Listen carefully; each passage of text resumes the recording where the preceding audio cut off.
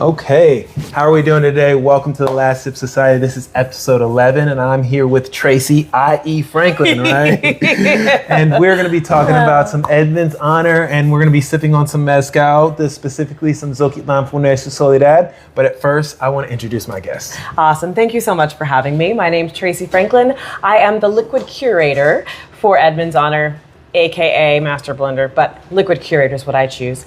And I have been in whiskey for a very long time. It is my passion. Spirits are my passion.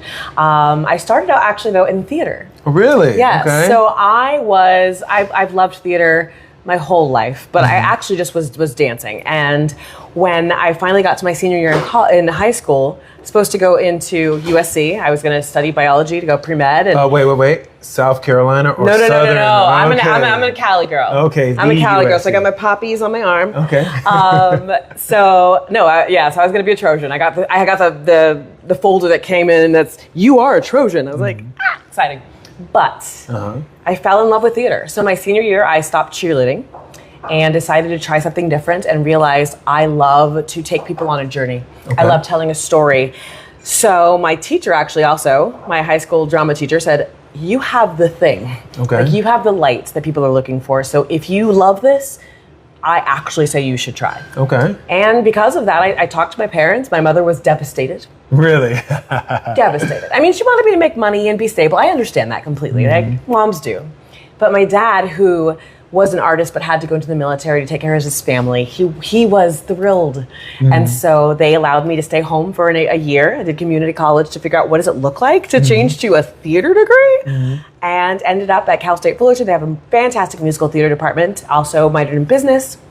After school, I went and I worked on a cruise ship, traveled the Mediterranean, the Baltic, and the Caribbean.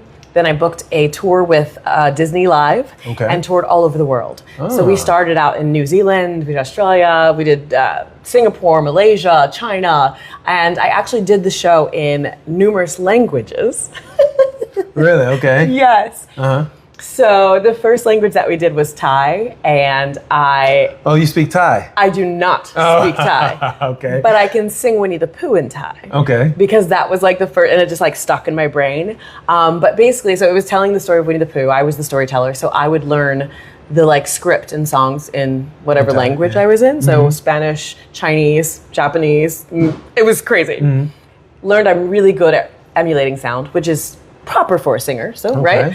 Left that because I wanted to perform for adults. And so went to New York, I booked Hairspray, Color Purple, did some regional theater. But during all that, I realized when I drank whiskey, I was still able to sing in the morning. Oh, okay. So this is like the golden ticket here. Okay. Exactly. So, and it was only when I was drinking because when I fell into whiskey, it was Scotch. So Ardbeg 10 was like my gateway whiskey. I smelled it across the bar and I was like, what is happening? What is this weird smell of dead like things and rubber and sea animals? I don't understand. Okay. And then when I tasted it, my whole body just reacted, right? So for me, flavor has been the core of my life. Okay. My grandfather was a chef with the Navy. He encouraged my father to also cook. My father had cookbooks all over the house, encouraged us to make food anytime we wanted, anything we wanted. And what was great is you never got punished if it wasn't good. Okay. Right? Because then you don't want to experiment. Right? So there were times when my dad made a mincemeat. It was disgusting. And we dumped it in the trash and we went on and got something else. Right? But because like he was able to make mistakes, we were able to make mistakes, but we were really able to push the boundaries of flavor because why not, right? It's just food. We'll get some more. And so that's really carried over into my life. So was representing different whiskey companies when I lived in New York as a bartender, because bartending, auditioning, it's perfect. Then I moved to Florida. My husband, my partner at the time, he got a job with the Tampa Bay Buccaneers, and that's why I joined him. And being this person who really knew a lot about whiskey in Florida, in Tampa, really, I became the big fish in a small pond. Okay. So brands were trying to get me in as an ambassador, and it was really wonderful. I loved it. I also worked at a bar that had almost 400 whiskeys behind me. So that's really where I got to know the breadth of whiskey stories, of flavors, techniques, and all of that. And then Glenfiddich came a calling. Really? Yes, Okay. I The big represented Glen, huh? Glenfiddich on the East Coast and then moved to National Ambassador. So I was actually the National Ambassador for Glenfiddich Scotch. I left them though during COVID. Okay. So COVID, Career shift? yeah, because I was like, I've got one life, dude. I love spirits. I love the science and the flavor of it. I want to make it. Okay. So I had the opportunity to join the Nearest and Jack Advancement Initiative. I was part of a career development program where they hired 2 people who were already in whiskey but wanted to do something a little more advanced. Okay. So they took me from my ambassador role and I was like, I want to distill. I want to take over distillery. I want to do this. And so for about 2.5 years, all I did was tour the U.S., work at different distilleries. I studied. I got my diploma in distillation from the Institute of Brewing and Distilling. And just studied, just took in everything that I could from everyone that would offer. And wonderfully, the whiskey world is so generous, Right. especially this generation, right? They opened their doors in ways that I never imagined. Okay. Unfortunately, that then made me very cautious of where I took those skills, right? Because I gained An immense amount of an knowledge, right? immense amount of knowledge, experience, and I was offered some incredible job opportunities coming out of it, but I couldn't give that to one company, right? Everyone I know had you poured feel it. into me. I was now this vessel with knowledge from so many people who were generous. I didn't want to just go to one company. Right. So I worked as a consultant. So I worked with different brands and education, whatever it may be. Became a blender for a few people. And then Pronghorn, which is the company that created Untold Spirits, which then created Edmonds Honor, came a calling and said, hey, we have an idea for a vanilla whiskey. We'd love to bring you in to see what you think. So I came in and I knew about Edmund. I didn't know whether they knew. So when they came in, they're like, we want to honor this person. I was just like, yes, I get to give my skills to honor an ancestor, right? Legacy, liquid legacy. I get to create something yes. And so I did take their initial idea and I made it far more complicated because that's what I do. I wanted to use everything that I could to really think about flavor and how do we approach flavor, how do we embrace and utilize flavor in a way that is an enhancement and isn't just covering something, right? And so it took a long time. It took me over 1.5 years to really come up with what I wanted to do. We found these ex-cognac casks that were used to make Madagascar vanilla extract. Okay. So broker offered these up and of course, that's perfect because Madagascar is the perfect vanilla, right? It's so delicious. And then I wanted to use a straight bourbon to elevate the quality, right? I want to ensure that if people are buying this bottle at $50, $55, that they know that this is a high quality whiskey. It's not just a light whiskey, which is delicious, right? But I wanted to bring something that was a little more elevated. It also works with the story, which we'll talk about in just a moment. Okay. And this whiskey, straight bourbon whiskey, finished in ex-cognac cask that held Madagascar vanilla extract. I wanted it to just be that, right? Just a finished whiskey, super clean, easy. But it wasn't that easy. Right. As nothing is in life, right? Right? I mean, I was making my own vanilla. I was doing some weird cask finishes. I was doing staves. I was doing all sorts of stuff to figure out how do I get the vanilla to first show the diversity of what vanilla can be. And then how do I also ensure that we've got consistency and quality across the range. So it ended up that I had to add vanilla. Okay. And so what's interesting is my mentor was actually the one that kind of pushed into that. She had to remind me that I was making this whiskey for more than just me. Right. It wasn't just mine. And it's all about Edmund, not Tracy Franklin wanting to be perfect and simple, and right? It's about Edmund. It's about vanilla. So I found a source that does a proprietary cold press process. Really? Okay. So the vanilla that I use such a very small percentage. It's Madagascar and Tahitian, but it has this beautiful floral notes, and then the Madagascar has these really lovely cocoa notes. So it's this top notes and base notes that I'm adding to create consistency. Okay. Because our casks are coming from different places. Right. And so the vanilla finish was a little bit different. So I wanted to ensure consistency. So I add a little bit of unfinished bourbon, and then that vanilla that I add really kind of closes the loop and makes Edmonds Honor what it is today. Okay, well, that's great. Okay. So shall we have a taste while I tell you about who Let's Edmund Albius is? So obviously this is a great opportunity to see exactly how the spirit world is changing and evolving. Yes. Plus, to have such a great ambassador of whiskey to tell her story and to also show us how, you may not take the most conventional path to get to the career that you're in. Yes. As you were stating, like, I'm in Mezcal. Right. I didn't start as Mezcal. My degrees are in mechanical engineering and kinesiology. So it's like I'm in a completely different field of what I started in. And I understand how that journey can you let your passion drive you and stay curious. Like, that's my biggest thing. That's my biggest advice to people who are coming into the industry. Stay curious, because that's going to lead you to where you should be. Cheers. So, like, the one thing I always love about this is you get the vanilla on the note, right? Just right off the nose. Well, that's exactly why I wanted to use such a high quality vanilla. It gave us that nose, and it also gives us a really lovely palate. Like, it's got a nice viscosity to it. Right. And we were already pulling that beautiful viscosity just from the finish. So French oak, though, also adds a wonderful spice note. So I'm using the cask 3 times and using 3 different entry proofs. Okay. So I'm going in at 100 to really pull just the vanilla. Like, it's the first thing. Let me just pull as much vanilla as I can. The second finish at 114. Okay. And I'm trying to just pull a little bit more alcohol soluble sort of compounds, maybe get a little bit of some tannin, a little bit of the spice that's going to come through. We're pulling some tannin and some sugar in the first, in the 100. But then I go all the way to 125 to really pull spice. Like, that's when I'm pulling the glycols and all those sorts of things. Right. So that is what balances the perceived sweetness of the vanilla, right? That makes sense, yes. So in my head, I wanted to do all these things, like, right? And I think it gives you those layered vanilla notes. Right. And I like it. Let me taste it. I know. Let me make sure I like it. Yeah. Right. Make sure you did a good job, right? This is the same flavor profile. Yeah, like, one thing about whiskey that I've noticed, at least recently, is that a lot of brands, or not a lot, let's say some brands are returning to their roots. Yes. And honoring the people who really started the category. Obviously, about Uncle Nearest, right? Of course. And obviously Edmonds Honor as well. And it's great to give more than just juice in a bottle. Yes.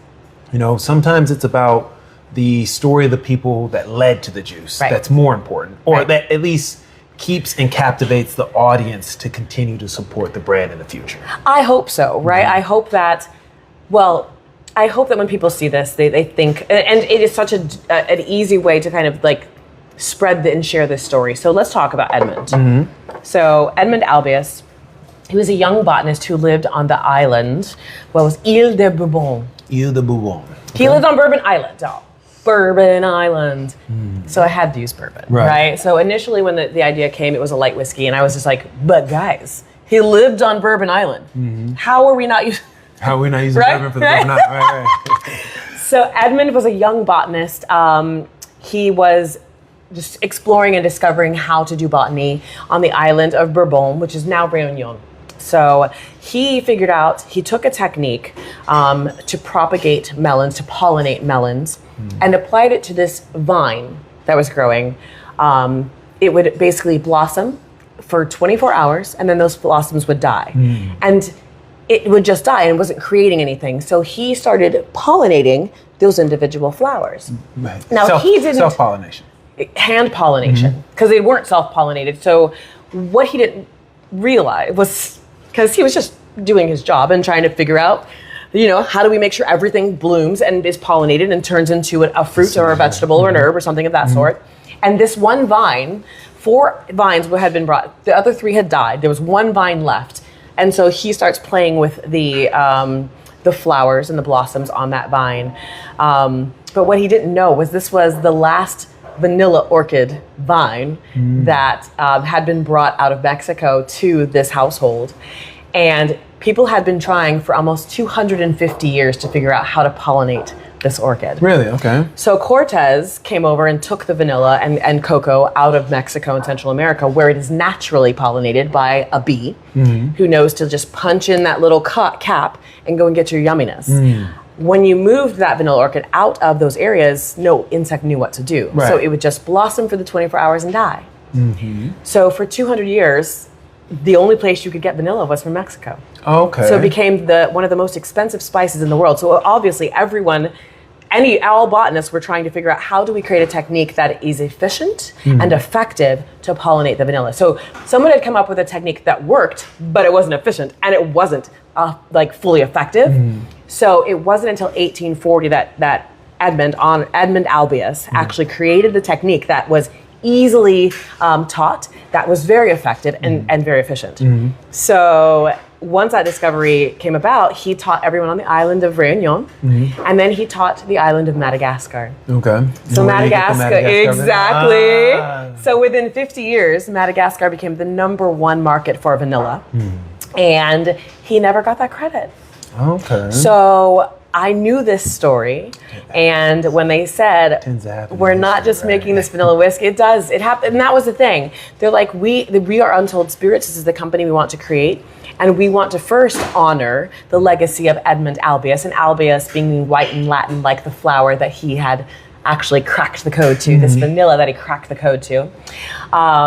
We want to honor that first. And so I made sure that everything about this that I could think of was as premium as possible, because again, I'm honoring an ancestor. So I wanted to use the things that had been given to me from all of the mentors that fed my career and my life, and put it in this bottle. Because they're rooting for me, right? Right. And so 43%, it's still for me. So what's interesting is when I taste it on my own, I forget how similar it is to bourbon, but not, right? Because I'm in this white space. This is a DSS. So a distilled specialty, spirit specialty, or flavored whiskey kind of, right? But because it's at 43%, it's not sitting where, other flavored whiskeys typically are at 35%. Right. They've got far more sugar content. They have much more flavor. I wanted this to be a bourbon, which already has those natural vanillins from the American oak cask. I wanted those vanillins to simply be enhanced by this vanilla coming from these cognac casks, and then to really create the alignment and to pop with that Tahitian, that floral note. And then to make sure that everything was in alignment with that final Madagascar, which tastes very similar to the vanillins that are created in American oak. So when I taste it on its own, I always forget that, like, oh, it actually kind of tastes like bourbon. But then when you sit it next to other bourbons, and you're like, that is just so interesting. It's just elevated. It's just an enhancement of but versus a fully overtly flavored whiskey. And I think that it creates a bridge for people who don't know they could love whiskey. Right. At the same time. Right? For sure. It works. I think it's lovely in cocktails, and I just hope that Edmond would be proud. I think it's lovely. We've won a bunch of awards, which really doesn't mean anything, but does. It feeds my soul. Right. Yeah, like when it comes to the awards, sometimes it's just like, at least for me in my space, sometimes I say, oh, best mezcal in the world. I'm like, right. Yeah, I mean, for whatever competition you're in, right? And on that day, we don't know where it was poured behind. We don't know how many people had already consumed before they even got to ours. Or what else was in the competition. Absolutely. Right? Yeah, absolutely. So understood. For me, obviously the awards are an accolade. Right. And it's great to have them. Yes. And I just, as a consumer and as an educator, I always look at, okay, who's delivering the world, right? and what else is in the category. Absolutely. But I mean, obviously you have like San Francisco as a big one. Yeah, we've got San Francisco, we've got New York, we've got Las Vegas, we've got ADI, we have ACSA, we've got a lot of really good ones. I just tend not to, if I see it on Forbes, I'm sorry, we also have Forbes. Right. And we also are, yes. We are going to be having an article released on Forbes soon, so I don't know what to say. But also understand, right? But I want that for this. Okay. I want this to be the whiskey that is a bridge for people who are just curious, right? This isn't necessarily, I didn't make this for the whiskey nerds, even though I am the quintessential whiskey nerd. I had to step outside of myself and say, it's funny because there's actually a person that I had in mind as I created this. How do I convince my friend, Jennifer Fouché, that she is a full-fledged whiskey drinker? She only drank flavored whiskey. Like that's all she was like, get me my Knob Creek maple, right? That is, she's like, I love whiskey, but it just has to be flavored. So how could I make it something that I liked and she liked, right? So for me, this is that nice, it's kind of a white space of an elegant flavored and flavor enhanced, right? Kind of whiskey. And I don't know where it fits. I don't know how to often talk about, what do you think? So you tell me. So for somebody who's been utilizing it in a lot of cocktails recently, I do play on the vanilla note a little bit.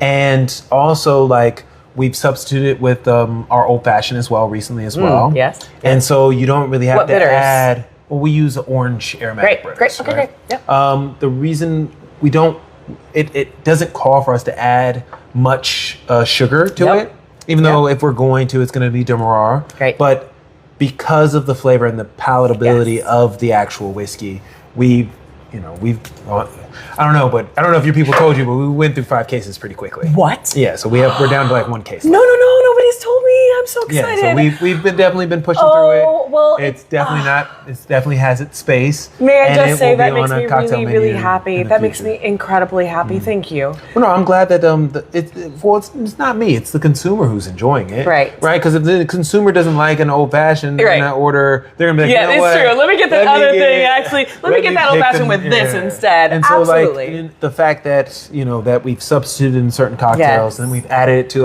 one of the cocktails that we're removing off the menu, but it was very popular in our previous rendition, is we infused it with coffee beans. The reason I did the coffee beans, so it was 24 hours of coffee beans. Yes. Strain the coffee beans off. I love how sometimes you have like the vanilla and coffee notes go well together. It is a quintessential pairing, right? Like we know that, like chocolate and vanilla, cocoa and vanilla, right? Because it's about those bitter notes, and vanilla softens and warms and rounds those notes. And that was actually the problem I was having when I was blending this. It was too sharp. And I needed more vanilla to round it, right? And I feel like I think in shapes and colors and things. Like it's kind of how I blend. And it just kept being too sharp. And I knew that I couldn't get people who, one of the reasons people don't love whiskey from the beginning when they're first getting introduced to drinking whiskey neat and things of that sort is because it is so sharp and aggressive. And for me, that was what I liked.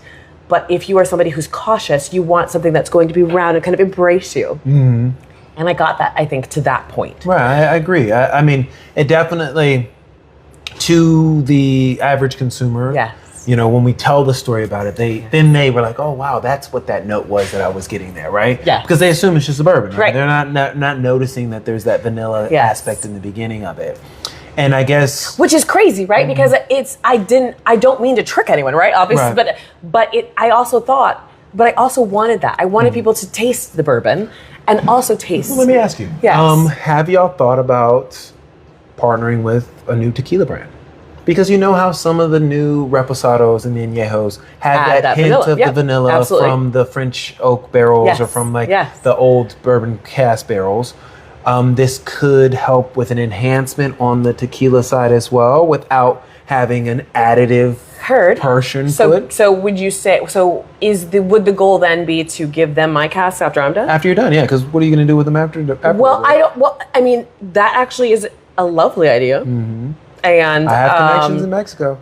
I also, I work for Pronghorn. Okay. And Pronghorn is a company that's trying to create a template to diversify all industries, and we're starting in spirits. So we actually invest in a lot of diversely owned spirits, and we have a mezcal. You have a mezcal. And when did y'all get a mezcal? Just a few months ago, actually. Yes, it's a woman-owned. Okay. Dose, isn't it? Okay. So, Dose, yes. Okay. We will connect after this. I'll make sure to get you a bottle. Okay, yeah. It's mostly out in California, and their main markets are West Coast, of course, exactly. Texas, yes. But I will definitely get you a bottle because they actually live in New York. So New York also has it. Done. Okay. Yeah, I would love to. What is the agave? Is it it's an espadín. Yes. All right, look. Probably just to start, right? I mean, we're going to go further. On another episode, we'll have to try this out and taste it. And I think that would be fantastic. Right? Absolutely. So I actually want to do a split-based cocktail. Okay. With the Edmonds and a mezcal. Come on, let's do it. Come on. All right, team. So I'm going to let you know, this is one of the things that grinds my gears. Yes. All right. So in 2017, I was working with a company called Casi Cielo. Okay. The bigger parent group is called La Cosecha. Yeah. They own, La Fria and all the restaurants, right? So when I was with La Cosecha and Casi Cielo, we wanted to do an old-fashioned, and we wanted to do a smoked old-fashioned. Yes. Well, we had this idea, because we're mezcal and agave spirit base, let's do the old-fashioned with mezcal in it and smoke it as well. And one day we were trying to figure out the best way to present base. Let's do the old-fashioned with mezcal in it and smoke it as well. And one day we were trying to figure out the best way to present the the Target right down the street from us, and I saw these little containers that were for plants, but they were just big enough to hold a glass. Yes. And then they had a large one that you could fit 3 glasses in. Did you do this before he released his smoker box? Yeah. So we were. No, you created a smoker box. We were smoking these cocktails in these glasses. We were using orange wood and cherry wood because it wasn't as abrasive in the smoke profile. And then every guest would love it because they would say, "Oh wow!" Like, and you get to watch it. Yeah, it was 1-to-1 mezcal and whiskey, right? Great. And so they would be like, "How do you get the smoke to stay in the cocktail the entire time?" And we never told them that there was mezcal in the cocktail as well to maintain the profile throughout it. And next thing I know, everybody's smoking cocktails. I started seeing the lids on top of cocktails. Yep. I mean, this is 7 years ago, right? Got it. No, I'm exactly. Like I had the Maitre d' for a very nice restaurant in Atlanta come to visit and have a tasting and with was me. like, I need this. Had the smoked old fashioned. Yes. 2 weeks later, I went to go visit her. She had the smoked old fashioned on hers with the top. Did she give you some credit on that? Because that's how so that's one of those things that I think is happening. We are, yes, always borrowing from each other, but I think if we start to give credit, that's how we create new classic cocktails, right? So that is something that's happening in some of the larger restaurants. So Service Bar is definitely doing some where they're starting to pick. I'm from DC. Okay, yeah, Service Bar, I've been there. Yeah. Of course you have. But what we're starting to do, I think, is some of the top bartenders are using each other's cocktails and giving credit so they can become our new classics. Classics, yeah. Because we need them, and we have some very, very talented bartenders who are creating drinks that are innovative, flavorful, balanced, and delicious, and should last forever. Right. But if you're just stealing and doing your twist and stealing and doing your twist,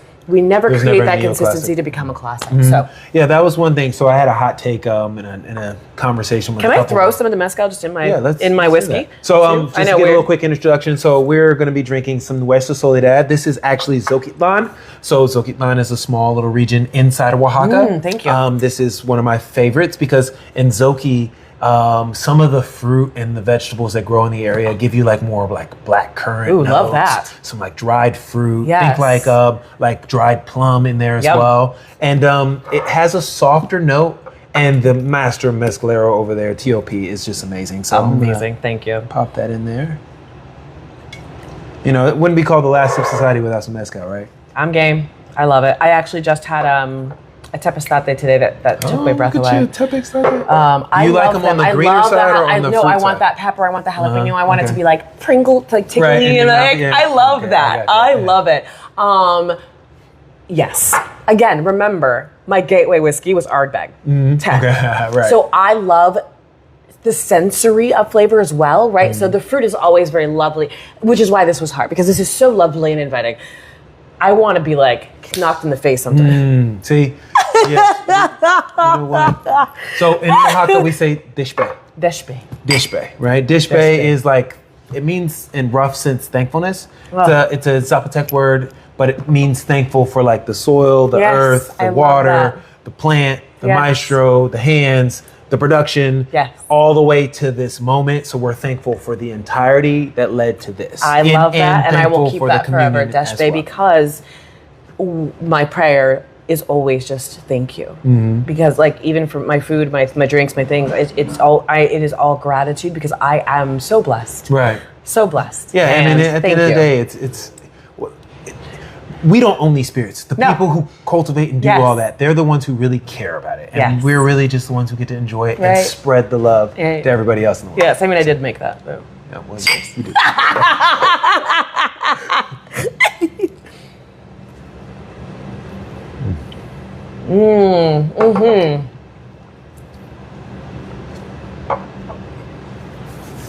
So, TOP, Jose Prada, out of Zoquitlan, is known for his revitalization of the Araqueño agave. Oh, yes, okay. So the Araqueño used to be the most coveted agave to make mezcal. Yes. It has like this bubblegum and tropical citrus fruit aspect to it. It's very palatable, doesn't really have a long smoke lingering to it. Right. And it was so big and popular that it almost was cultivated to extinction. There's stories about how when tequila was becoming popular, they would send people down into Oaxaca to steal agaves from certain areas so that they could add to their batch to enhance the flavor. Yeah, I love that. Especially the Araqueño because of how lovely and gracious it is. And so like TOP when the Araqueño was getting close to extinction, he like sent out this message to all the maestros and the people in the region, was like, hey, give me your seeds, give me your pods. I will nurse it back to health. Yeah. Next thing you know, he's got over 10,000 Araqueño agaves in his palenques. And he's allowing them to flower, and he's taking the seeds and giving them to other people. Oh. Yeah, but like his Araqueño is probably one of the best I've ever tasted. Yes. I mean, he is the best. I need to go back because I have had the Araqueño. I've actually, had it. I just don't know. It's not, I'm not recalling at this moment. So yeah, no. Now I need to go back to it. Yeah, like it's amazing. But like, in honor of him, TOP, he does an amazing job. I mean, he's one of those. He's like I would classify him like an old Southern grandpa. I love that. Like he knows what he likes. Yes. He's gonna do it. Do what he likes. And does it well. Right. He's gonna entertain you when you're there. Yes. But like when it's time to go, you gotta go. You gotta, yeah.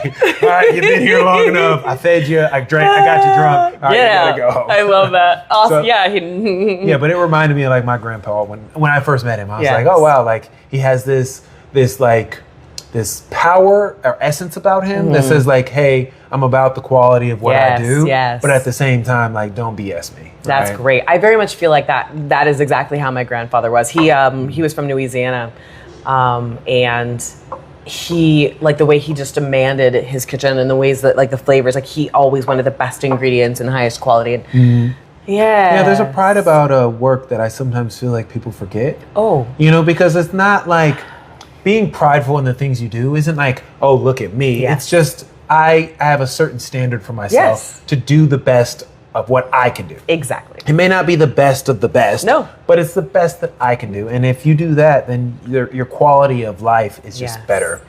Because and you will continue to get better because if you are about constantly striving to do the best, you learn every time you do something. Of course.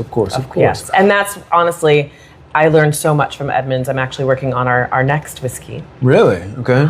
So you give me all these little gems. You got a mezcal. You got another whiskey coming out. You're a mezcal lover. You enjoy that as well. Like, I mean, I love all spirits, and that was part of the joy in getting my diploma in distillation is that I got to really dive into the actual technical process of distilling and understanding fermentation and all these things of all different sorts of spirits. So I love them even more now. Well, I like that. Well, let's try them side by side. Let's see what it looks like if we try a mezcal and a whiskey at the same time. I love that. I mean, I think ours is going to go really nicely, actually. I'm very excited I think the notes will really pair well, specifically with this one. I agree.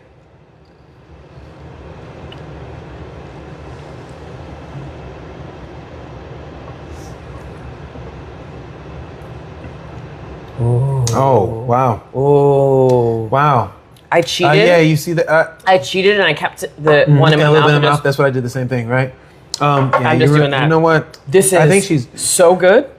This might be did you notice how like the vanilla kind of bounced and played with the mezcal very well? The fruit really made the vanilla feel a little bit more warm. But then also it didn't take away from either one of the characters. Exactly. Oh yeah, oh my. I mean, I did not expect. I didn't either, actually. Like that, but like literally, I like I said, I held a little bit of the Edmonds in my mouth, and then I tried the mezcal at the same time, and I watched the flavors dance with each other as they played together in the same balance. Oh, I'm gonna finish this. Yeah, this is why we try different spirits and different mezcals or different combinations. Yes. I made a cocktail a couple years ago. I did whiskey and gin. Yes. And people were like, freaking out. Dark, oh my gosh. And I was like, no, like whiskey and gin go really well together. And it was a cocktail with like Satsuma juice and Satsuma oleosaccharum. The cocktail was called Cowboy Bebop. Oh, I love Cowboy Bebop. Yeah, like the whiskey was the police officer, the gin was the ex-syndicate. So smart. That's so I did great. Both of those. And you're such a paired nerd. them together. You're a nerd. I love it. Okay.